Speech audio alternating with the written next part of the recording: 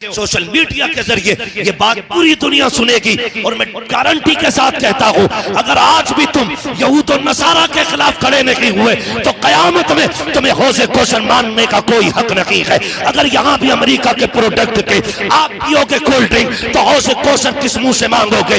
लात मार दो इनके प्रोडक्ट को और इनसे कह दो जो मुसलमानों का नकीक है वो हमारा कभी नहीं हो सकता। और याद रखना, मैंने खुल के ये बात कही थी, कई लोग उम्रे से लौट के आए भी तो उन्होंने बताया, मैंने कहा यार बताओ मदीने शरीफ के हाल बताओ। जब भी कोई जाता है ना तो दिल करता है उससे हुजूर के शहर की बातें पूछे, है ना। वो कहा था किसी ने, बड़ी प्यारी बात कही थी, आने वालों ये तो बताओ शहर मदीना कैसा है ना। तो हर कोई आने वाले से पूछता है, जिसने नहीं देखा खास करके वो पूछता बताओ ना कैसा है हुजूर का शहर। बात चलती रही, एक साहब ने बताया, मुझे नाम नहीं बताऊंगा लोग पीछे पड़ जाएंगे उसके, उस शख्स ने बताया कि सबसे ज्यादा बर्बादी उम्रा करने वाले खाने की करते। मुझे बैठे बैठे ख्याल आया, अगर हुजूर ने क़यामत में पूछ लिया कि तुम उम्रे के नाम पे मेरे शहर आए थे, तुमने लाखों का खाना बर्बाद किया था और मेरे गजा के अंदर मेरे चाहने वाले बगैर पानी के सहरी और इफ्तार कर रहे थे, तो बताओ ये उम्र मुंह पे नहीं मारे जाएंगे तो क्या बनेगा? हम कुछ नहीं कर सकते तो कम से कम बर्बादी ना करें, बर्बादी ना करें और उन चीजों को बिल्कुल बैंड कर दो जिस चीज का फायदा इजराइल को पहुंच रहा है। हम तो खुल के बात कर रहे हैं, खुल के बात कर रहे हैं। हैरत होती है, माफ कीजिएगा, अभी पीपलसाने में नुमाइश लगी थी ना, कुछ दिखे नदी का उसका झूला तो है ना, बहुत दूर से दिखता था, अब भी चल रही है। और यहाँ पे ना वो एक दिन मैं निकल रहा था, जा रहा था ना, तो वो रक्शे से ऐलान करता फिर रहा था, खालिद भाई रक्शे से ऐलान कर रहा था। और अक्सर हमारा जलसे में निकलना इलाके में जब भी जाना होता मगरिब बाद या इशा के वक्त में होता है, तो मैंने देखा टिर्री बोलते हैं क्या उसको, मेट्रो, चलो ई रिक्शा बोल रहे इंग्लिश में ना, ई रिक्शा, तो ये इसमें भर भर के जा रही है लड़कियां और औरतें। ये दिन देखने रह गए थे हमें। अगर अभी किसी मौलवी पे टिप्पणी करने की बात आए, हर चौक पे सबसे बड़ा जागिल खड़े होके ना सबसे बड़ी कमेंट करता है। वो लोग सबसे ज्यादा कमेंट करते जिनसे अपने घर में मुस्तफा का कानून नाफिज नहीं हो रहा है। गलत नहीं कह रहा हूं, रो रहा था इन बातों पे। जहां हम कसरत से गए, हमें अपनी औकात मालूम नहीं है, और जहां हम गिनतियों में रह गए उनसे पूछो इस्लाम पे अमल करना कितना मुश्किल हो गया है। अल्लामा तौसीफ साहब तकरीर कर रहे थे, संभलों में आजानों की आवाजें तक नहीं आती संभल में, ये कंडीशन हो गई हमारी। और हमें आ रही है आवाजें तो हम कदर नहीं कर रहे।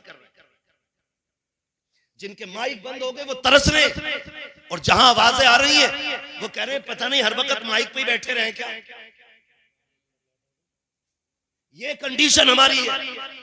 रक्शे भर भर के ई रिक्शा में औरतें जा रही थी। मैं पूछना चाहता हूँ, जरा दिल पे हाथ रख के बताओ, मेरी बहन बेटियों से जाके पूछो, और मैं आपसे भी पूछना चाहता हूँ, ये जिंदगी कितने दिन की है? 60 साल, 70 साल, 80 साल, 100 साल, 150 साल, 200 साल, बस अगर 1000 भी हो जाए तो आखिर एक दिन मौत आनी है। ऐसा कोई बंदा नहीं जो ये कह सके मौलवी मुझे नहीं मरना है, मरना सभी को है। तो फिर तैयारी कितनी कर रखी है? हाँ, ये तो जरूर देखा जाता है कि कौन कौन जनाजे में नहीं आया है, मिट्टी किसने दी है, ये पहले देखा जाता है। ये नहीं देखा जाता है कि ये जो कब्रिस्तान जा रहा है इसकी जिंदगी कैसी गुजरी है। हाथ जोड़ के कहना चाहता हूँ, खुदारा अपने घरों के माहौल बेहतर कर लो। पीपलसाने की नुमाइश हो, या अपने गनीमत नगर का मेला हो, या शाहपुर में लगने वाला ईद का मेला हो, बहन बेटियों से जाके कह दो तुम्हें जो रब ने निकाब दिया था ये सिर्फ पोशाक के तौर पे नहीं, सिर्फ लिबास के तौर पे नहीं, बल्कि हया के लिए पहनाया गया था। इसलिए पहनाया गया था ताकि गैर महरम की नजर तेरे वजूद पे न पड़ सके। इसलिए तुझे नकाब दिया गया था ताकि कोई बेगैरत तेरे गैरत वाले वजूद को न देख सके। जाओ जाके बहन बेटियों से कह दो खुदा के वास्ते ये जो ई रिक्शे में भर भर के बाजारों में जाने वाली बेटियां हैं और मेलों में जाने वाली बेटियों, तुम्हें तारीख याद ना हो तो बता दो, अभी अभी किसी ने फिलिस्तीन की बेटी का इंटरव्यू लिया, उससे कहा नकाब कब तक पहनती हो? उसने कहा हम जागते हैं तब भी नकाब पहनते हैं और सोते हैं तब भी नकाब पहन के सोचे हैं। उस इंटरव्यू वाले ने पूछा था सोते वक्त क्या जरूरत है, उस बेटी ने ये कहा था ये भी तो हो सकता है कि कोई बम आके हमारी इमारत पे गिरे और वो हमारे ऊपर गिर जाए, हम उसके नीचे दब के रह जाएं और कोई हमारी लाशें ढूंढने के लिए आए। हम नकाब इसलिए पहनते हैं अगर हमारे जनाजे भी उठे तो बेपर्दा नहीं होने चाहिए, नकाब में छुपे हुए हमारे जनाजे होने चाहिए। बाबा धारे तकबीर, धारे रिसालत, बस लगे आला हजरत जिंदाबाद जिंदाबाद। ये फिलिस्तीन की हया है। माए ऐसी है तो अल्लाह ने शहीद होने वाले बेटे पैदा किए। बाबा सुभान अल्लाह सुभान। गलत नहीं कह रहा हूं। माए अच्छी होती है ना तो फिर औलाद भी अच्छी होती है। मैं बात अक्सर कहता हूँ, फसल जमीन अच्छी हो तो फसल अच्छी होती है, माए अच्छी हो तो नस्ल अच्छी होती है। मर्दों से ज्यादा औरतों का दुरुस्त होना जरूरी है। अगर इसको सही से दरसगाही तौर पे समझना तो कभी सामने बैठ के बात हो सकती है। बस मैं इतना बता दूं, बहन बेटियों को आप समझाओ और कंट्रोल करो। ये सारे मेले हमारे इलाकों में क्यों लगते हैं, मुसलमानों में क्यों लगते हैं? सही बताते हैं। हम लोग निकलते हैं ना रात में, अगर किसी गांव के अंदर 11 बजे भी चौक में बच्चा बैठा है ना, हम समझ जाते हैं ये गांव मुसलमानों का है। इतनी लापरवाह नस्ल सिर्फ मुसलमानों की हो सकती है जो 11 बजे तक चौक में बैठी रहे। आप गैरों को देखो ना, कब तक ये रोना रोगे, मुसलमान थे इसलिए नौकरी नहीं लगी, मुसलमान थे इसलिए थोड़ी नहीं लगी। हाई स्कूल नकल करके पास हुए थे इसलिए इंटरव्यू में उठा के भगा। अल्लामा तौसीफ साहब ने गलत बात, बहुत अच्छी बात कही, गलत नहीं कहा था। हमारे स्कूल, हमारे इलाके में एक भी स्कूल ऐसा नहीं है जो हमारे बच्चों को कामयाब बना सके। गलत नहीं कह रहा हूं।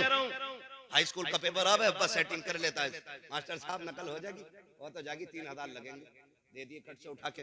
ये 3000 आपके बच्चों को पास करा सकते लेकिन कामयाब नहीं बना सकते। इंटरव्यू होता है भाई, वहां वहां वहां नकल नहीं चलने वाली है, वहां काबिलियत काम आती है, काबिलियत।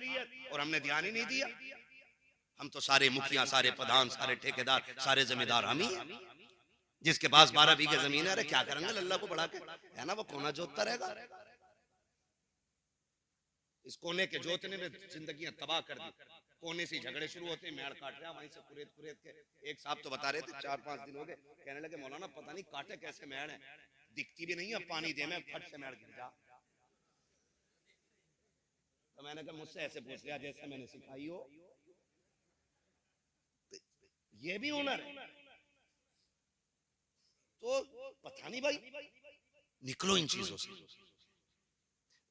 बेईमानी से कभी बरकत, बोले बेईमानी से बरकत, नियत खराब करने से बरकत।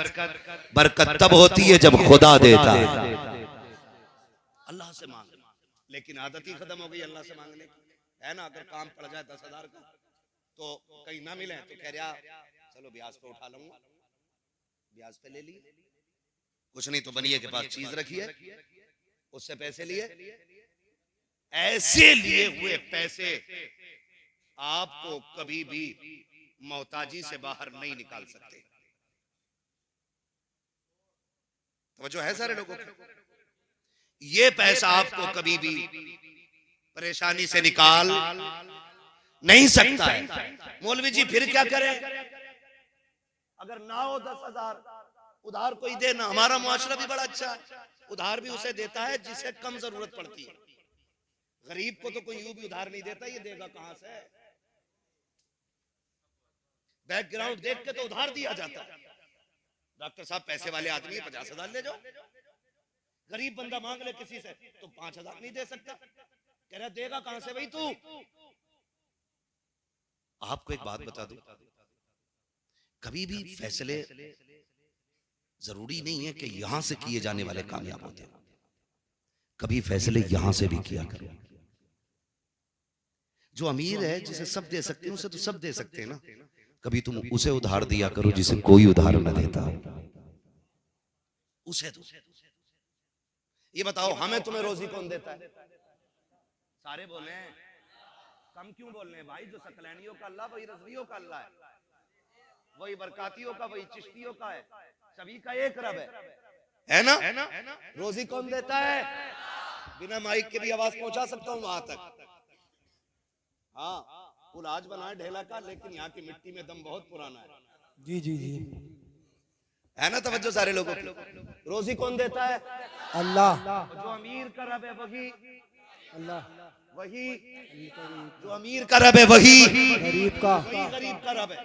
तो अगर रब तुझे देने वाला बना सकता है, तो फिर जो गरीब तुझसे उधार लेने आया है, इसे देने के लायक क्यों नहीं बना सकता वो? जी जी जी। या तो तेरा अकीदा पक्का नहीं, और या तेरी नीयत अच्छी नहीं।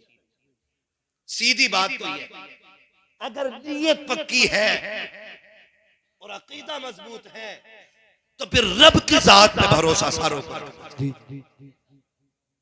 कभी उसे भी दिया करो जिसे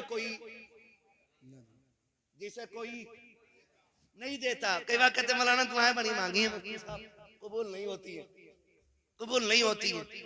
भाई जब तक रोए ना तो माँ बच्चे को दूध नहीं पिलाती है। कभी तू भी तो रो के रब से मांग, देख के झोली कैसे खाली आती है। आदत ही नहीं रही। हम उस इलाके में रहते हैं जिसमें हर घर में एक नेता मौजूद है। बुरा मत मानिए, ये सिर्फ गनीमत नगर की नहीं है, शाहपुर की भी कहानी। हाँ, हर घर में नेता मौजूद है। थप्पड़ लग गया, लड़ाई हो गई, अरे चल अभी चलता हूँ, 2 मिनट में FIR करा देता हूँ। वो कहता दूसरा चल, मैं तुझे लेके चल रहा हूँ। ठीक है ना? हम लड़ाने के लिए नेता है, निपटाने का कोई नेता हमारे पास नहीं। ये सुन लो कान खोल के। हम ज्यादातर जो इतराते हैं ना, बस इसी चीज पे, भैया की अच्छी चलती है थाने में, और फूफा को भी जाना है थाने वाले, चचा की भी हमारे जाने, हमें सब पता ही है। बस इनकी रसाई जो है ना, दलालो टाइप की है। बस पैसा तो तुम्हारा काम होगा, नहीं दो तो तुम्हारा भी नहीं होगा। हमें लूटने के तरीके ये सारे। तो ये जो भरोसा हमने किया है ना, इससे हमें निकलना पड़ेगा। मुश्किल आ जाए, अरे डॉक्टर साहब के पैसे हैं तो उनसे मांग लेंगे। इत्तेफाक ये हुआ, कितने बड़ा पैसे वाला है आपके पास नहीं होते। कभी कभी किसी की भी जेब खाली हो जाती, गए उस पे भी नहीं मिले। क्यों नहीं मिले? आप खाली क्यों रह गए? क्योंकि आपने भरोसा गलत किया। आप तो ये कहते इंतजाम मेरा रब करा देगा, फिर 1000 पैसों वाले को रब तेरी बारगाह में खड़ा कर देता। लेकिन यकीन पक्का नहीं। ये सबसे बड़ी कमी हमारे अंदर। एतकाद मजबूत करें और अल्लाह से मांगे, खुदा सब कुछ देगा। तो ये जो हमारे कदम उठ जाते हैं ना, जरा सी खुशियों के लिए, पहली बात तो ये कि जरूरतों को ऐसा कर लें कि जो काम हम 50 रुपए में करना चाहते हैं, उसी काम को हम 5 में भी कर लें और हमारी शान हेटी ना हो। मिसाल दूं, मेरा मन है कि मैं भाई 5000 रुपए मीटर का कपड़ा पहनूं, लेकिन आज नहीं है। तो फिर मेरी तबीयत ऐसी होनी चाहिए कि 30 रुपए मीटर का पहनते वक्त भी मुझे तकलीफ नहीं होनी चाहिए। जी जी, ये मिजाज बना। और ये मिजाज कब बनेगा? ये तब बनेगा जब आप किसी भी नेमत को देखेंगे और कहेंगे शुक्र है अल्लाह तेरा कि तूने मुझे ये अता किया है। ये मिजाज तब बनेगा जब रब के शुक्र अदा करने की आदत हो जाएगी।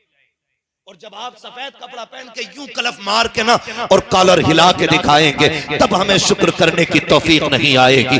फिर जब हमारे पास हमारी हैसियत के मुताबिक कपड़ा पहनने का पैसा नहीं होगा, हम घर से निकलना बंद करेंगे। फिर शौक और जरूरत पूरी करने के लिए हम ब्याज पे भी पैसा लेते हैं, रिश्वत के नाम पे भी लेते हैं, हराम के नाम पे भी लेते हैं, सूद के नाम पे भी लेते हैं। फिर जरूरतें पूरी नहीं होती है। और याद रखो, जो छोटे पे भी शुक्र अदा करे, बड़े पे भी शुक्र अदा करे, खुदा की कसम वो कभी जलील नहीं होता है।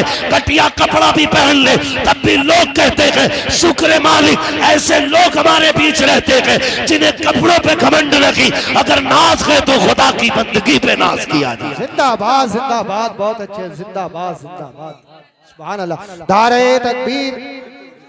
बस तवज्जो कर ले तो इंशाअल्लाह करेंगे ऐसा मिजाज, करेंगे ऐसा मिजाज। कोई घमंड नहीं और इतराने की कोई जरूरत नहीं। पैसा, दौलत, शोहरत, इज्जत 4 दिन की चांदनी। जी जी, जिस दिन आंख बंद हो गई ना, फिर कोई पूछने वाला नहीं। फिर कोई पूछने वाला नहीं। आज मुफ्ती साहब है, आज अल्लामा साहब है, आज तकरीरों में नाम है, आज इश्तिहारों में नाम है। जिस दिन रूह निकल गई ना तो उस दिन कोई नाम नहीं रहना, सारे खत्म हो जाने, सारे खत्म हो जाने।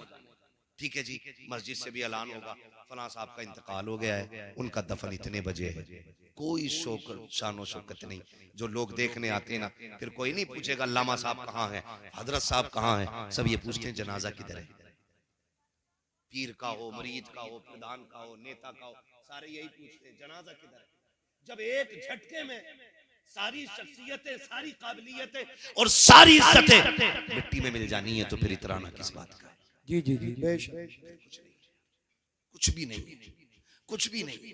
बस रिश्ते रब से मजबूत कर ले, रिश्ते रब से मजबूत कर ले। बगदाद में एक बार कत्ल हो गया मार्केट में। हारून रशीद का दौर था। तवज्जो है सारे लोगों की? जी जी। थके तो नहीं अभी आप लोग? अगर इजाजत हो तो 5 मिनट और ले लूं मैं थोड़ा सा, है ना? आधा घंटा और 1 घंटा पूरी कराओगे तकरीर। तवज्जो है सारे लोग? शजरा इंशाल्लाह वो 1.5 मिनट में हो जाएगा, उसका कोई मसला नहीं है। बस मेरी बात सुन लो, बहुत लंबी बात हो जाएगी इंशाल्लाह। बस मेरी बात सुन लो पहले, मैं अपनी बात कह लूं। अच्छा एक बात सुन लो भाई, मैं एक बात सुन। अगर डॉक्टर मरीज से पूछ के दवा देगा ना कि तुझे मीठी चाहिए कि कड़वी, कभी बीमारी खत्म नहीं होगी, है ना? डॉक्टर मर्ज के हिसाब से दवा देने की बात करता है। हाँ, थोड़ा सा मेहरबानी करना। मैं इंशाल्लाह वक्त होगा ना तो मैं सुना लूंगा। मैं जानता हूँ मर्ज यहाँ के क्या क्या, मेरा ही इलाका है ये मेरा ही इलाका है और मैं इसको अच्छी तरह जानता हूँ। हाँ तवज्जो है, शजरा सुन लेना बेटे, भी सुन लेना मेरे लाल, सुन लो थोड़ी सी जरा बात मेरी। बगदाद में ना एक कत्ल हो गया, 20 लोग ना अज्ञात में उठाए गए। अज्ञात तो सभी समझते हैं क्योंकि अक्सर मुसलमानों पे मुकदमे जितने भी हो रहे हैं अज्ञात में ही हो रहे हैं। मुजरिम तो कोई पकड़ा नहीं जाता है ना, ऐसी 40 नाम डाल दो उठा लो। ये कंडीशन है आज हम लोगों के साथ। तो अज्ञात में 20 बंदे उठाए गए, तो 20 में से एक बंदा परदेसी भी था जो बगदाद का रहने वाला नहीं था, उसको भी जेल में डाल दिया गया। 19 बंदे उसी शहर के थे। अब जो 19 थे ना तो मिलने वाले आते रहे। कोई कहने लगा इसको मैं जानता हूं, इसकी जमानत मैं ले रहा हूं।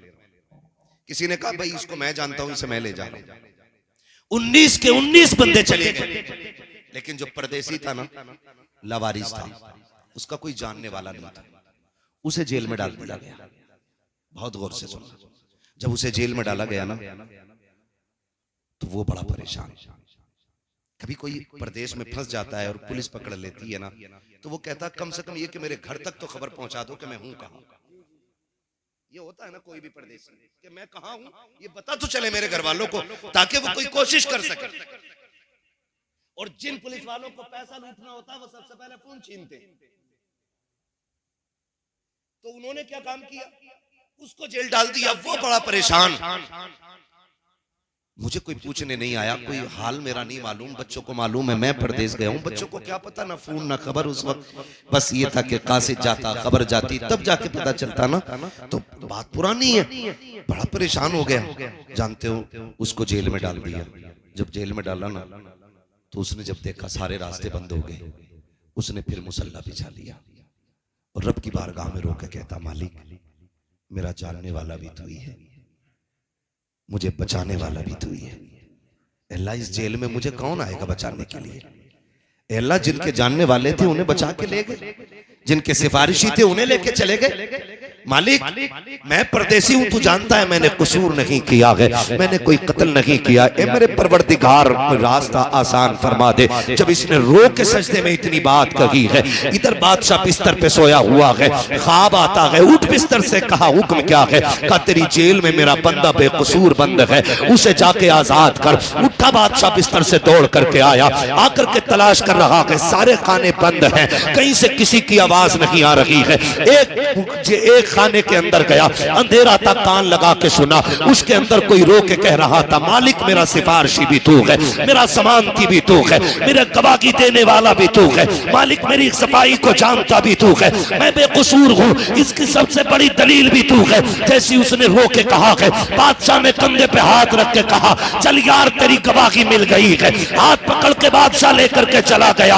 अगले दिन तैयार किया, महल लगाया गया, करवट में कुर्सी लगाई, उसको बैठाया और कहा, बादशाह ने, ओ महल वालों, आज तक तुमने दौलत वाले देखे होंगे, पैसे वाले देखे होंगे, शानो शौकत वाले देखे होंगे, आज उससे मुलाकात करो जिसकी सफाई की गवाही सिर्फ खुदा ने खुद अता फरमाई है। ये वो है जिसके बेगुनाह होने का ऐलान खुदा ने खुद मुझसे मेरे ख्वाब में करे। बाबा धारे तकबीर, धारे रिसालत, बस लगे आला हजरत हजरत अल्लामा मुफ्ती हम्माद रसाई किबला मुरादाबादी जिंदाबाद जिंदाबाद। निकले, भरोसा सिर्फ अल्लाह की जात पे करें। किस पे करना है? अल्लाह की जात पे। और नहीं मिलता ना, फिर हुजूर का वसीला दे के मांगो ना। आला हज़रत क्या कहते हैं? वही रब है जिसने तुझको हमतन करम बनाया, हमें भीख मांगने को तेरा आस्था बताया, तुझे हम्द है खुदाया, तुझे हम्द है खुदाया। हाँ, मुझे इस टॉपिक पे बात नहीं करनी है, मसला क्या आला हज़रत क्या है और आला हज़रत क्या। हमारे इलाके का बच्चा बच्चा आला हज़रत को जानता है, हाँ, आला हज़रत को जानता है। बस बहुत गौर से सुन ले बात, अल्लाह पे भरोसा रखे और इन चीजों से बिल्कुल, हराम चीजें बिल्कुल बैन कर दो। ये अहद कर लो, जब भी खाएंगे हलाल खाएंगे इंशाअल्लाह। इंशाअल्लाह वादा करते हैं इंशाअल्लाह, इंशाअल्लाह हलाल खाएंगे इंशाअल्लाह, बचेंगे हराम से इंशाअल्लाह। याद रखिए, इमाम गजाली रहमतुल्लाह तआला अलैहि से किसी ने कहा था, हुजूर दुआएं कब कबूल होती हैं? तो इमाम गजाली ने कहा था, दो काम कर लो। नंबर एक, जब भी बोलो सच बोलो, और जब भी खाना हलाल खाना। जबान तेरी खुलेगी, मकबूलियत की जमानत खुदा नाजिल फरमा देगा। बेशक बेशक। ये दो काम करने, ये दो काम करने, हमें अपने रब से ये अहद करना, मालिक जब भी खिलाना हलाल खिलाना, उस दिन मार देना जिस दिन हराम खाने पे नौबत आ जाए। हमें एक लुक़्मे हराम खाने से मर जाना पसंद है, लेकिन हराम नहीं खाएंगे इंशाअल्लाह। हाँ, करते इंशाअल्लाह वादा, बचेंगे इंशाअल्लाह। हराम में बहुत सारी चीजें आती हैं। मुफ्ती साहब क़िबला तशरीफ फरमाएं, बहुत सारी चीजें फर्दन फर्दन आपको बता देंगे, कभी फुर्सत में पूछेंगे। हम जो खेतों पे अक्सर जाते हैं ना, ऐसे सूत के मारी बाल ऐसे करके, खेत किसी का भी हो, पूरी बाल साफ, दो तीन टूंगे दावल ऐसे और बाकी फिर यूं। ये कतन हराम है, हराम है, हराम। आप बिल्कुल बचिए एक दाने से।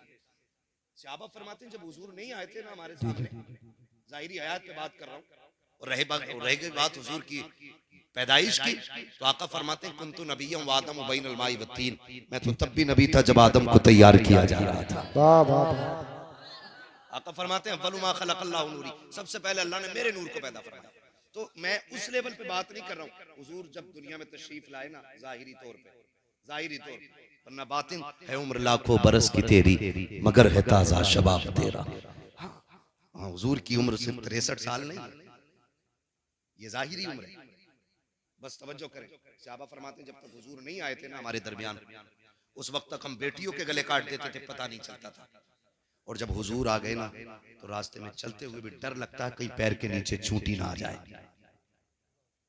सहाबा इतने डरने लग गए, उन लोगों के ईमान और खौफे इलाही इतना कि चूंटी से भी पैर बचा के रखते थे। सुभान अल्लाह। लेकिन आज हम देखें, कई लोग बाजार में, सनीचर के बाजार में टहलते मिलेंगे, थोड़ी सी मूंगफली मार दी, ठीक है भाई, भुनी कम है, आगे बढ़ के गाजर मार दी, और आगे बढ़ के कुछ और खा लिया, दोपहर से शाम तक पेट भर लिया, आराम से घर जाके सो गए। हल्दी लगी ना फिटकरी, रंग चोखा आ गया। पूछो मुफ्ती साहब से, कतन हराम है ये। आपको एक दाना खाने की इजाजत नहीं, बिल्कुल बचना इन छोटी छोटी चीजों से जिन्हें हम कुछ नहीं समझते, लेकिन खराबी बहुत बड़ी है, खराबी बहुत बड़ी है। हाँ, किसी के जहन में ये बात आ रही होगी कि जब से दीनदार बना हूं ना, मुश्किलें बहुत आ गई। जब से तौबा की है ना, तब से बड़ी मुश्किलें आ गई। याद रखिएगा, जब मुश्किलें आती है ना, तो बंदा रब को अपने करीब करना चाहता है और रब बंदे को अपना करीब करना चाहता है। ये दोनों मामला होते हैं। मुश्किलें अगर आपके करीब आ रही है ना, तो सिर्फ इसलिए आपको आजमाइश में डाला जा रहा है कि रब आपको अपने करीब करना चाहता है। बंदा जब मुश्किल में होता है ना, फिर कहता है या अल्लाह तू ही है। गलत नहीं कह रहा हूँ, फसल अच्छी हो जाना तो कोई भी कह दे कि ना पंतनगर का बीज लाया था, कहाँ के बीज हमें अपने पंतनगर का ही ज्यादा आता है ना, कि पंतनगर का बीज था, ये लंबी बात है। और फिर अल्लाह की मार, वो चाहे तो बाले ही बाले रह जाती है, दाना मार देता है, दाना मार देता है। तो फिर कह रहा मुकद्दर में ही ना था, मुकद्दर अब मुकद्दर में ना था।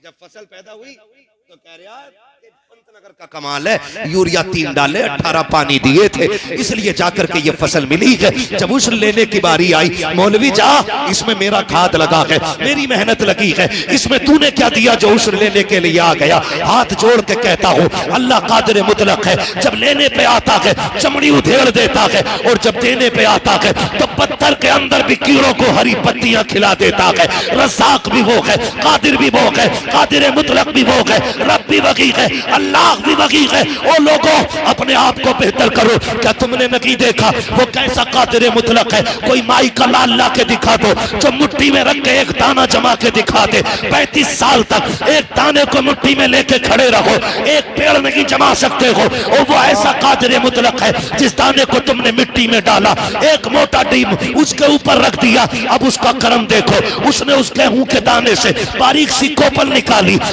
धीम और डेले बड़े मजबूत थे, उसने सबके सीने चाक किए, उसके अंदर से बारीक कोपल को निकाला। अगर तेरी मेरी बात होती, एक पौधा पैदा नहीं कर सकते थे, एक दाना नहीं बचा सकते थे। उसने जमीन का सीना चीरा, एक पौधे को कोपल बनाया, कोपल से पौधा बनाया, पौधे से दरख्त बनाया, दरख्त से बालें निकाली, बाल में दाना डाला, और फिर ऐसी पैकिंग की। हजारों बारिशें होती रही लेकिन गेहूं सूखा रखा, कितने तूफान आते रखे लेकिन गेहूं तक हवा नहीं पहुंची। वो ऐसा कादिर मुतलक है, सब कुछ वही करता है। और जब तुमने ये कहा था ये मेरे खाद का कमाल है, ये मेरे बीज का कमाल है, तब खुदा की रहमतें कह रही थी नादान तू तो दाना डाल के आ गया था, इसको कोपल हमने बनाया है, पौधे की शक्ल हमने दी थी, तू तो रात को सो रहा था, रात को हमने इसको ठंडी हवा के झोंके खिलाए थे, तू तो घर पे लेटा था, हमने शबनम से इसका चेहरा धुला था, तू तो सोता रह गया, सुबह की सूरज की धूप से हमने इसको बेदार किया। तुझे क्या पता कि जब ये तनखा खेत में खड़ा था तब हमने बातें सभा चलाई थी, और इसको हमने एक दरख्त बनाया था, एक दाने में 7 बालें निकाली, हर बाल में 70 दाने दिए। ये हमारा कमाल था। अगर तुझे ये लगता है ये तेरा कमाल है तो सुन, अगली फसल नहीं उठा पाएगा, ऐसा अजाब नाजिल करूंगा, मैं गन्ने को करोना कर दूंगा, खड़ी खेत में सुखा दूंगा, फिर हम जाने कौन लेके आता है। और तुम्हें खुदा का वास्ता अल्लाह से लड़ाई ना लेना, जो उसका हक है वो उसको दे दो, और जब वो देने पे आएगा तेरे एक का नहीं, अल्लाह तेरी 7 नस्लों का गुजारा फरमाए। वाह वाह वाह, जिंदाबाद जिंदाबाद, नारे तकबीर, नारे अल्लाह अल्लाह अल्लाह अल्लाह। ओ भाई कभी ये मत कहना अल्लाह जब भी दे शुक्र मालिक, जी जी जी, वाह वाह वाह, कभी नुकसान भी हो जाए और किसी के आगे रोना नहीं। मालिक कम दिया तो भी तूने दिया, शुक्र है तेरा, ज्यादा भी तू ही देता है। तू उसके कम पे शुक्र अदा करके देख, अगली बार तुझे इतना बढ़ा के देगा ना कि लोग तेरा चेहरा देखने के लिए आएंगे। अल्लाह माँ बाप से ज्यादा मेहरबान है, माँ बाप से। लेकिन गलती हमने की है ना, तकलीफ आ जाती है ना तो हम बड़े आदमी के पास दौड़ते हैं, यार भाई हमें बचा लो, हमें निकालो, हमें निकालो, हमें बचाओ इससे। होना क्या चाहिए, जब मुश्किल आ जाए ना तो फिर मस्जिद की तरफ दौड़ो, आओ मस्जिद की तरफ। जुम्मे को आ रहा फिर घड़ी देख के कह रहा अच्छा 5 मिनट ऊपर निकल गए, अगला इमाम बदल गया। यही कंडीशन है हमारी, यही कंडीशन है। दुआए कुनूत सुन लो तो पूछे दुआए कुनूत होवे क्या? ये कंडीशन है। आगा 5 मिनट, ओ हो भाई बड़ी गर्मी हो गई भाई, ओ हो भाई बड़ी गर्मी है, अरे बड़ा मुश्किल है यार, एक जुम्मा पड़ा है उसमें भी हालत खराब। ओ भाई डरे अल्लाह से, डरे। और कई बार ना लोगों के बेनामे रहते हैं जमीन में, यहाँ कौन बैठेगा, उसकी जगह खाली है, और अगर कोई बैठ गया ना तो वो जगह कूद के सफे कुदाल के ऐसे उसे जाकर जगह करोगे। मस्जिद है ये, हुक्म ये है अगर सफ़े लग गई हैं और जगह नहीं है ना जाने की, मुफ्ती साहब क़िबला तशरीफ फरमाए, किसी के कंधे से पैर उतार के जाना हराम है। जो कूद फांद के चले जाते फिर किधर बैठे? अल्लाह का घर है, जूतियों में जगह मिल जाए यहीं बैठ यहाँ जगह मिल जाए ना, यहीं बैठ जाया करो, यहीं बैठ जाया करो। ये उस करीम का दर है जहाँ पे मुंह देख के नहीं दिल देख के नवाज दिया जाता है। वाह वाह वाह वाह, सुभान अल्लाह, सुभान अल्लाह, क्या बात है। कभी जगह मिले अल्लाह के घर आओ ना, तो यहाँ कोई कंपटीशन नहीं। एक जगह अभी इधर उधर की साइड में मेरे ख्याल से बेल्ट चल गई थी, बहुत बड़ा साइड है ना, देखा होगा ना वीडियो, कितनी गैरत की बात थी, कितनी गैरत की बात थी। लोगों ने क्या मैसेज दुनिया ने दिया हो, सोचे जरा क्या मैसेज दिया। मस्जिद में कोई झगड़ा और मस्जिद में आके बैठो ना, तो अगर 5 मिनट भी ज्यादा हो जाए तो बैठे रहो। मुफ्ती साहब क़िबला तशरीफ फरमाए, पूरी गारंटी के साथ जितनी देर मस्जिद में नमाज के इंतजार में बैठते हो, अल्लाह बैठने में भी नमाज का सवाब अता फरमाया करता है। पहली बात तो हम आते ही नहीं, हमें वक्त नहीं मिलता, किसी को मजबूरियां जरूरतें इतनी घेर लेती हैं कि परेशान हो जाते हैं। लेकिन यह है कि शैतान गालिब नहीं आता। जुमे के दिन आ गए हम, चलो बैठ के मस्जिद में, तो फिर घड़ी देख रहे हैं, बात सुनने तैयार नहीं है और फिर तनकीद कर रहे हैं एक दूसरे पे। बिल्कुल नहीं, बिल्कुल नहीं। अल्लाह के घर में आया करें, मुश्किलें आ जाया करें, फिर देखें अल्लाह कैसे काम बना देता। अगर मुश्किलें आ रही है ना हमारे आगे, तो फिर नाराज नहीं होना, कोई गुस्सा नहीं। मालिक शुक्र है, अगर तू मुझे इस हाल में देखना चाहता है तो मैं इसी में राजी, मैं इसी में राजी। सांसों का मालिक अल्लाह है। नहीं खाएंगे बोटी, नहीं खाएंगे गोश्त, अगर तू इस बात में राजी है कि मैं वाक़ई करूं तो तेरे लिए राजी है। फिर कायनात को तुम्हारे लिए ना मोड़ दे तो फिर बात कराना। तारीख में बहुत बड़ा नाम हजरत इब्राहिम बिन अदहम, बहुत बड़ा नाम हजरत इब्राहिम बिन अदहम का नाम। तख्ते शाही है, लेकिन दिल में इश्क़ खुदा जब जलवागर हुआ ना, ठोकर मार दी तख्त को, और ठोकर मार के ना जंगलों में निकल गए रब के लिए। जब जंगलों में निकल गए तो सगे मामू मुलाकात हुई, देखा दरिया के किनारे बैठकर ना गुदड़ी सिल रहे हैं, वो बड़े पुराने लिबास थे है ना, गुदड़ी सिल रहे। तो कहने लगे भांजे ये जिंदगी अच्छी थी या वो तख्त पे बैठने वाली जिंदगी अच्छी थी? कहने लगे क्यों मामू? कहने लगे वो कितना अच्छा दौर था कि हीरे जवाहरात तो तुम्हारे ताज में लगे हुए थे और सैकड़ों लोग हाथ बांधे आगे पीछे खड़े रहते थे, तुम्हारे इशारे की देर थी, और अब देखो अपने हाथ से कपड़े सिल रहे हो। क्या पाया आखिर आपने वो तख्त छोड़ के? जब इतनी बात सुनी ना तो सुई थी दरिया में फेंक दी। मामू ने कहा भांजे एक सुई थी वो भी फेंक दी, अब कपड़े कैसे सिलोगे? तो आपने फरमाया अच्छा। आपने आवाज दी मछलियों मेरी सुई लेके आओ। तो जितनी मछलियां थी ना सारी किनारे पे आ गई और सबके मुंह में सोने की सुइयां मौजूद थी। मामू देख रहे हैं, मामू देख रहे हैं। आपने कहा मैं सोना अगर चाहता तो यहां क्यों आता, मुझे मेरी सुई चाहिए जो मैंने फेंकी है। एक मछली आपकी सुई लेके आ गई, आपने वो सुई ली। का मामू यही थी ना? कहा हाँ। कहने लगे ये सब कुछ कैसे कर लिया? फरमाने लगे मैंने दुनिया रब के लिए छोड़ दी, उसने दुनिया लाके मेरे कदमों में डाल दी। वाह वाह वाह, सुभान अल्लाह, सुभान अल्लाह। अगर अकीदे मजबूत होना तो आज भी मंजिलें आसान हो जाती, आज भी मंजिलें। मैं नौजवानों से खास कर कहूंगा अपने रिश्ते मस्जिदों से मजबूत करने। हमारे रिश्ते मस्जिदों से बहुत कमजोर हैं, खाली जुमे को फर्ज समझते हैं हम लोग, बाकी टाइम की फर्जियत से मतलब ही नहीं। अगर कामयाबी चाहते हो तो सजदों के करीब हो जाओ। सजदे असले मुसलमान का सबसे बड़ा हथियार क्या है? सजदा है। सलामत रहे। क्या है? बोल सकते हैं आप लोग भी अगर नाराज ना हो। क्या है? सजदा सबसे बड़ा हथियार है, और यही हमारे पास है, यही हमारे पास नहीं। इसकी ताकत जानते हैं आप? दोनों बातों की मिसाल देने लगे और बात खत्म कर लूंगा इंशाल्लाह। दोनों बातों की मिसाल है। नंबर एक, मुश्किल आए तो खुदा की बारगाह में दौड़ना, ठीक है ना? ये याद रखें, ये कार्ड हमें मालूम रहते हैं कि भाई ये कार्ड मेरे पास फला विधायक का है, फला नेता का है, ठीक है ना? कोटेदार के दरवाजे पे 8 दिन बैठोगे तब जाके 5 किलो ना तुम्हें मुश्किल से ज्यादा देगा, और उसके बाद 365 दिन जलील करता। हाँ ये बैठा रह ठलुआ 5 किलो के चक्कर में, और लोग इसे इज्जत समझते हैं। अल्लाह भूखा रखे, किसी गरीब का हिस्सा हराम का हमें ना खिलाए। दुआ मांगा, ये दुआएं मांगा करो। तो आदमी लालच करता है, मुश्किल आती है। आपने नाम सुना होगा हजरत हबीब अजमी, बहुत बड़ा नाम है। आप सूद का बिजनेस बहुत बड़ा था, यहां तक लिखा गया कि एक वक्त का खाना भी बिना सूद के पैसे का नहीं होता था इनके घर में, इतना बड़ा धंधा इनका सूद था। बीवी कहने लगी सरदार डरे अल्लाह से, कहीं ऐसा ना हो किसी दिन मुश्किल आ जाए। कहते थे तू मेरे मातहत है, तू काम कर अपना, मुझे मेरा काम करने दे।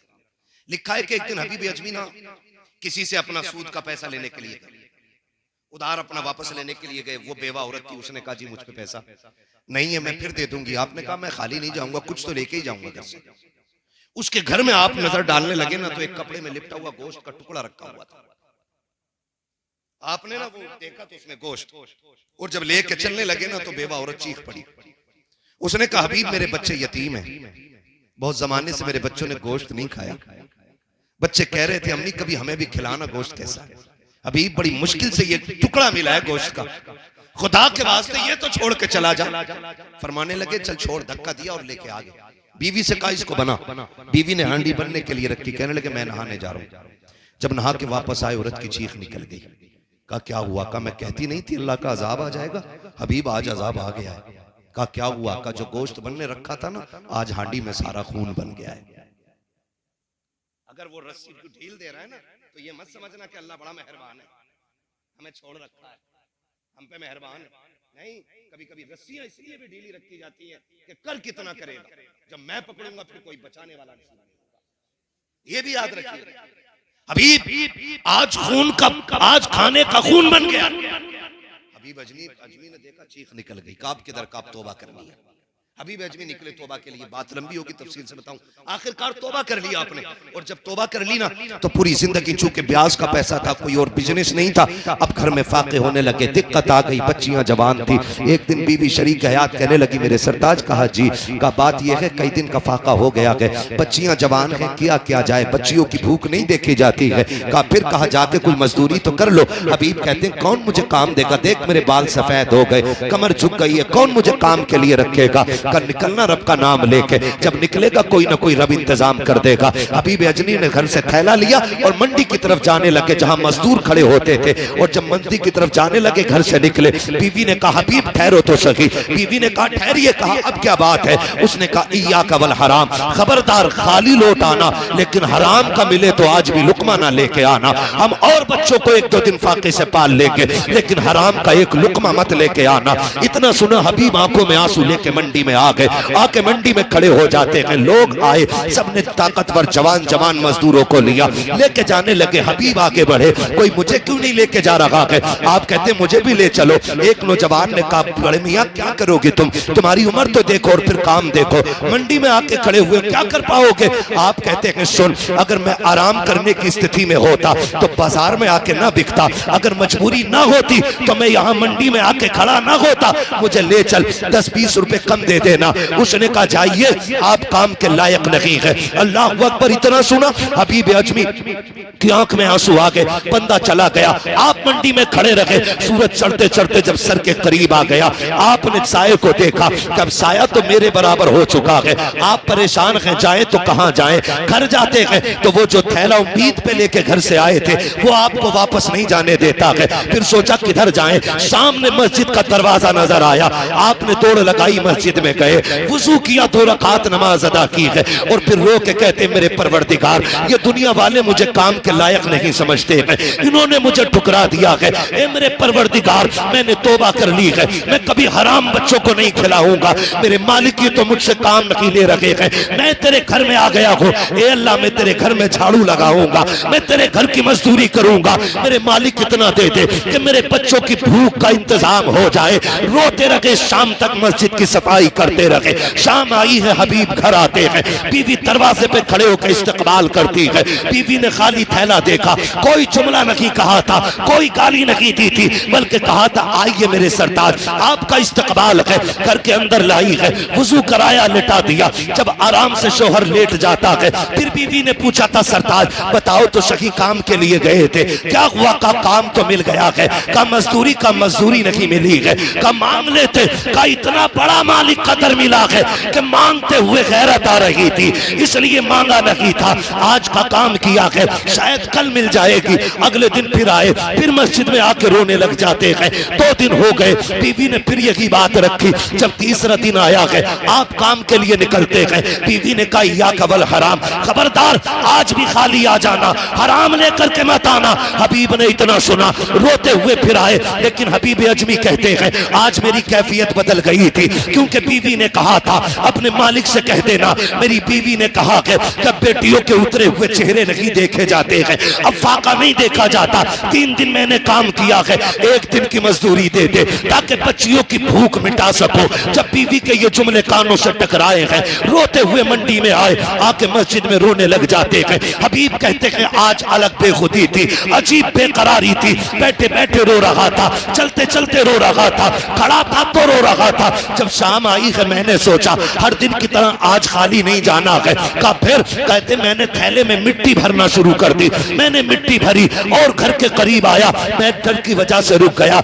आज देखूं तो सकी, घर वाले सो जाएं तब जाऊं, लेकिन कहते जब मैं दूर खड़ा हुआ, मुझे अपने आंगन से धुआं उठता हुआ दिखाई दिया। जब धुआं देखा, कहते मैं आंखें मसलने लगा, मेरे घर धुएं का क्या काम, मेरे घर तो पकाने की कोई चीज नहीं है। कहते फिर मैंने गौर से देखा, घर भी मेरा था, आंगन भी मेरा था। मैं तोड़ के दरवाजे पे आया, मेरी बीवी हर दिन की तरह खड़ी थी, उसने मेरा इस्तकबाल किया, कहा आओ मेरे सरताज। जब मैं अंदर गया, कहते मेरे घर के अंदर से खाने के पकवान की खुशबुएं निकल रही थी। मैंने कहा बीवी ये क्या है? मुस्कुरा के कहती है ये परेशान क्यों होते हो, बड़ा अच्छा मालिक है आपका। कहा क्या कहना चाहती हो? कि ये सारा खाना तुम्हारे मालिक ने भेजा है। आप मुस्कुराने लग जाते हैं। कहा किस मालिक की बात करती हो? कहा जिसके यहाँ मजदूरी कर रहे हो उसी ने सब कुछ भेजा है। आप सोच रहे हैं ये क्या कह रही है? बीवी ने कहा सिर्फ यही नहीं, अंदर आइए। अंदर गए, नेमतों के ढेर लगे हुए हैं। आप कहते हैं बीवी तुझे कैसे पता कि ये मेरे मालिक ने भेजा है? बीवी कहती सुनो, वो जो लेके आया था ना, वो एक पैगाम भी दे के गया है। कहा कौन सा पैगाम? कहा उसने ये कहा है अपने शोहर से कह देना ये मालिक ने पैगाम भेजा है कि सुन तू हमारे घर की नौकरी करता है, हम इसी तरह तुझे तेरी मजदूरी अता करते हैं। बाबा धारे तकबीर, धारे रिसालत, बस लगे आला हजरत, जिंदाबाद जिंदाबाद। है तवज्जो सारे लोगों की? कहा मालिक ने कहा है तुम ऐसी मजदूरी करो, अल्लाह तुम्हें इसी तरह तुम्हारी तनख्वाह अता करेगा। तुम्हारा मालिक सजदे में गिर गए, मालिक तेरा शुक्र है। मैं आज भी कहता हूँ आवाज आती हम तो माइल व करम है, कोई साइल ही नहीं, राह दिखलाएं किसे रह रवे मंजिल ही नहीं। सही बता रहा हूँ। लोग कहते हैं इमामों की 5000 में देखो बल्ले बल्ले रहती है, 5000 में मौज कर रहे हैं, 6000 में मौज कर रहे हैं, ऐसे ही नहीं कर रहे हैं। अल्लाह की कसम खा के कह दूं, अक्सर जितने इमामों से मिला हूं या जिनकी हालत मैंने जानी, मैं जानता हूं, उन्होंने मुझे बताया, कोई कहता बेटी का निकाह है, कोई कहता और तनख्वाह 6000 है, 3 बेटियां जवान हो गई हैं, और फिर जब उनकी शादियां हो गई तो फिर मुलाकातें होती, हो गई खैरियत से? कहा शुक्र है रब का। कैसे हुई? कहा कि जब दुनिया सो गई हमने रो के मुसल्ले बिछाए और हमने कहा मालिक रात दिन तेरे घर की ड्यूटियां निभाई हैं, आज किसी के आगे हाथ ना फैलाना पड़े। कहते हैं कि अभी हमने देखा है दुआओं का असर, आंखें सूखी नहीं थी, अल्लाह ने बेटियों की शादियों के इंतजाम पहले फरमा दिए। जब रिश्ते मुसल्लों से मजबूत होते हैं ना तो फिर 3000 में भी काम हो जाता है, फिर 5000 में भी, फिर 2000 में भी। इसलिए कि याद रखें कभी कभी बहुत सारे काम ऐसे होते जो दवाओं से नहीं होते, रब दुआओं से कर दिया करता है। ठीक है ना? तो अब रिश्ते हमें अल्लाह से मजबूत करने, हमें दुख आएगा तो हम इंशाल्लाह मस्जिदों को आबाद करेंगे इंशाल्लाह। सारे नौजवानों से गुजारिश है, अब दौर वो नहीं रह गया है कि हमें कोई लकीर आके समझाए। अब हर बच्चा इतना पढ़ा लिखा और समझदार है कि नमाज हम पे फर्ज की गई इबादत है, और सबसे कामयाब वो बंदा है जिसने रब को राजी कर रखा है। इस इंतजार में ना मरना, मर जाएंगे तो बेटे 40 में करके बख्शवा देंगे, मर जाएंगे तो तीजे के बाद बख्श दिए जाएंगे। इस इंतजार में ना मरना, थोड़ी तैयारी खुद भी करनी है, खुद भी करनी है। आए दिन मौतें हो रही हैं। याद रखें, ऐसी जिंदगी जिए, मर जाएं और कब्र में जाएं और कोई पूछे किसका जनाजा है, कोई बताए न बताए, हमारे कफन से आवाज आ रही हो, लहद में इश्क रुखे शह का दाग लेके चले, अंधेरी रात सुनी थी चिराग लेके चले, तेरे गुलामों का नक्शे कदम है रागे खुदा, वो क्या भटक सके जो ये सुराग लेके चले। पढ़ेंगे इंशाल्लाह नमाजें, आबाद करेंगे इंशाल्लाह मस्जिदों को, ठीक है ना। और नमाज पढ़ने में ये ख्याल रखना, इमाम पे कोई टिप्पणी नहीं करनी है। आप मेरे मशवरा देके जा रहा हूँ, अगर किसी इमाम में शरीफ कोई कमी दिख रही है तो आपके बस्ती में ऐसे ऐसे आलिम मौजूद हैं, आप इनसे जाके बात रखिए, इनसे कहिए ऐसे शख्स के बारे में शरीयत का क्या हुक्म है। अगर ये बता दें कि ऐसे शख्स के पीछे नमाज पढ़ना जायज नहीं है तो उनको बैठा करके इनके सामने ला करके शरीफ हुक्म उनको सुना करके उनकी छुट्टी कर दी जाए, ये सबसे बेहतर तरीका होता है। चौक चौराहे में कहीं भी रास्ते में खड़े होकर के कोई मुखालफत करके हमें अपनी नमाजें खराब नहीं करनी है। कितनी कबूल होती है कितनी नहीं है तो अल्लाह ही जानता है, जो हो गई है उन्हें भी खराब ना करें। इसलिए अपने बारे में सोचें हमें क्या करना है। मेरी कब्र में मुझे लेटना है, आपकी कब्र में आपको लेटना है, सारी तैयारी कर लें। और सबसे अच्छी तैयारी है रब रसूल की चौखट पे आ जाए और अपनी जिंदगी पे अल्लाह और उसके रसूल के अहकामात को लाजिम समझे, चेहरे हुजूर की सुन्नत से सजा लें और कोशिश ये करें लिबास भी हुजूर जैसा होना चाहिए, कुर्ता पजामा। लेकिन आज एक ऐद कर लो गनीमत नगर वालों, और जहां तक मेरी आवाज सोशल मीडिया के जरिए जा रही है, ऐद करो कि हम इजराइल का कोई भी प्रोडक्ट यूज नहीं करेंगे। वादा करते हैं इंशाल्लाह। हाँ, मैं इस वक्त समझता हूं कि इजराइल के कंपनी का पानी पीना भी खून पीने से ज्यादा बुरा है। यह हकीकत है जो मैं कह रहा हूं। इसलिए खुदा हमें एहतियात करनी है और वक्त भी काफी हो चुका, 1:30 बजने को है। बस आखिर में हुजूर का शजरा बयान कर देना है, ठीक है ना। अब जरा बोल दें सुभान अल्लाह। अब ताकत दिखानी है भैया, अब तक मेरा पसीना बहा, मैं चाहता हूँ 1-2 कतरे आपका भी बह जाए। पसीना खून नहीं भाई, ऐसे गर्दन हिला रहे हैं जैसे मैंने गर्दन मांग ली हो किसी की यार। खुदा सलामत रखे, 1 घंटा मेरे लाल पूरा होने वाला है। सुनो मेरे भाई, खाना उतना ही अच्छा रहता है जितना हजम हो जाए, और जिक्र रसूल उतना सुनो जितनी देर दिल जमी के साथ सारे सुन सकते, है ना। अभी ठीक है ना, बोलते जरा सुभान अल्लाह। ऐसे नहीं, इतनी जोर से सुभान अल्लाह बोलो कि आवाज रूह तक उतर जानी चाहिए। बोले सुभान अल्लाह।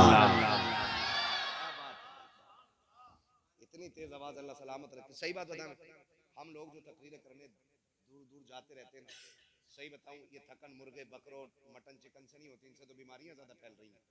सबसे ज्यादा सुकून जो मिलता है सुभान अल्लाह से मिलता है, ठीक है ना। तो आप इतनी जोर से सुभान अल्लाह कह दे कि थकन सारी उतर जाए। क्या बात है, मेरा हाथ का इशारा हो ना तो समझ जाना मौलवी सांस लेना चाह रहा है। बात साफ अच्छी रहती है। और मेरे बेटे सुन ले, मेरी भी सुन ले। मैं सांस जब लूंगा उसके लिए मेरी कोशिश ये है कि मैं आप सुभान अल्लाह कहें, उसकी आड़ में मैं सांस ले लूं। अल्लाह राजी होगा, आपको नेकी देगा, करीम है, जब आपको देगा तो अपना भी काम थोड़ा बहुत हो ही जाएगा इंशाअल्लाह। लुत्फ उनका आम हो ही जाएगा, शाद हर ना काम हो ही जाएगा, जान दे दो वादे दीदार पर, नकद अपना दाम हो ही जाएगा, बेनिशानों के निशा मिटते नहीं, मिटते मिटते नाम हो ही जाएगा। ऐ रजा हर काम का एक वक्त है, दिल को भी आराम हो ही जाएगा, है ना। साथ में छोड़ियो, जब हाथ उठाऊं तो बोलती हो सुभान अल्लाह, और कहीं ऐसा ना हो तुम सुभान अल्लाह कहना भूल जाओ और मौलवी सांस लेना भूल जाए, और फिर कल के जलसा कराने वाले जलसा कराना भूल जाए। ऐसा नहीं होना चाहिए, साथ देंगे ना इंशाअल्लाह, ठीक है ना। मैं आगाज कर रहा हूँ, बोलते हैं जरा इधर वाले, बड़े आराम से बैठे मेरे भाई, बड़े आराम से, कोई हल्दी लगी ना, फिटकरी पूरी तकरीर सुन ली माशाअल्लाह, ठीक है ना। और ये दाएं बाएं वाले जरा बोलते सुभान अल्लाह। आदम के बेटे शीश, हाँ ऐसे ही साथ देना है, ठीक है ना। माइक बना भी बोलो, कोई मसला नहीं। अभी इस बीच में नारा कोई नहीं लगना, खाली सुभान अल्लाह बोलना है ताकि मैं सांस ले सकूं। वो भी इसलिए बुलवा रहा हूँ, ना तो मैं मजबूर नहीं करता, ठीक है ना? बोलने जरा पीछे वाले बोल दे सुभान अल्लाह। आदम के बेटे शीश, शीश के बेटे अनस, अनस के बेटे कैनान, कैनान के बेटे मैलाइल, मैलाइल के बेटे ब्यारत, ब्यारत के बेटे इदरीस, इदरीस के बेटे मुतवशिक, मुतवशिक के बेटे लमकने का नाम, लमकने का नाम के बेटे नूह, नूह के बेटे साम। डंडी मार रहे हो भाई, देखो तुम चुप गए, बच्चे बच्चे साथ दे रहे हैं। इसलिए मुझे बच्चे सबसे ज्यादा अच्छे लगते हैं क्योंकि इनके मन में कोई कपट नहीं होती, कोई धोखा नहीं होता, 420 नहीं होते। ये जो तन में है वही मन में, जो मन में वही जबान में। ठीक है, तो बच्चों के साथ अगर बड़े भी उसी तरह साथ दें तो बड़ा अच्छा लगे। बोलते हैं जरा सुभान अल्लाह। आदम के बेटे शीश, शीश के बेटे अनस, अनस के बेटे कैनान, कैनान के बेटे मैलाइल, मैलाइल के बेटे ब्यारत, ब्यारत के बेटे इदरीस, इदरीस के बेटे मुतवशिक, मुतवशिक के बेटे लबकने का नाम, लबकने का नाम के बेटे नूह, नूह के बेटे साम, साम के बेटे जुल्हाद, जुल्हाद के बेटे सालिक, सालिक के बेटे आबिर, आबिर के बेटे दाता, दाता के बेटे रावा, रावा के बेटे सारू, सारू के बेटे नाखुर, नाखुर के बेटे तारिक, तारिक के बेटे इब्राहिम खलीलुल्लाह, इब्राहिम खलीलुल्लाह के बेटे इस्माइल ज़बीहुल्लाह, इस्माइल ज़बीहुल्लाह के बेटे केदार, केदार के बेटे अवाम, अवाम के बेटे अमल, अमल के बेटे साबित, साबित के बेटे सलमान, सलमान के बेटे रईसा, रईसा के बेटे इलियासा, इलियासा के बेटे औद के बेटे हव्वा, हव्वा के बेटे अदनान, अदनान के बेटे मोहित, मोहित के बेटे नदान, नदार के बेटे मुदर, मुदर के बेटे इलियास, इलियास के बेटे मुदरिका, मुदरिका के बेटे खदीमा, खदीमा के बेटे किनाना, किनाना के बेटे नदर, नदर के बेटे मालिक, मालिक के बेटे फार, फार के बेटे गालिब, गालिब के बेटे लुई, लुई के बेटे काब, काब के बेटे मुर्रा, मुर्रा के बेटे किलाब, किलाब के बेटे कुसई, कुसई के बेटे अब्दे मनाफ, अब्दे मनाफ के बेटे हाशिम है, हाशिम के बेटे अब्दुल मुत्तलिब है, अब्दुल मुत्तलिब के बेटे अब्दुल्लाह है, अब्दुल्लाह के बेटे मोहम्मद रसूलुल्लाह। नारे तकबीर, नारे रिसालत, मसलके आला हजरत, नारे रिसालत।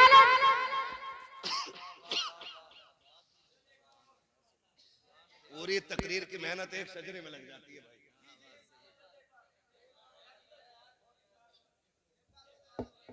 न मेरी बात सुनो, आपकी फरमाइश पूरी हो गई, अब बहुत ज्यादा मेहनत लगती है। ठीक है ना? अब ठीक है ना जी? अब दुआ है मेरी अल्लाह ताला से, मैंने जो पूरी गुफ्तगू की है ना उसका महासल ये है मेरे भाई, उसका पूरा महासल ये है, हमें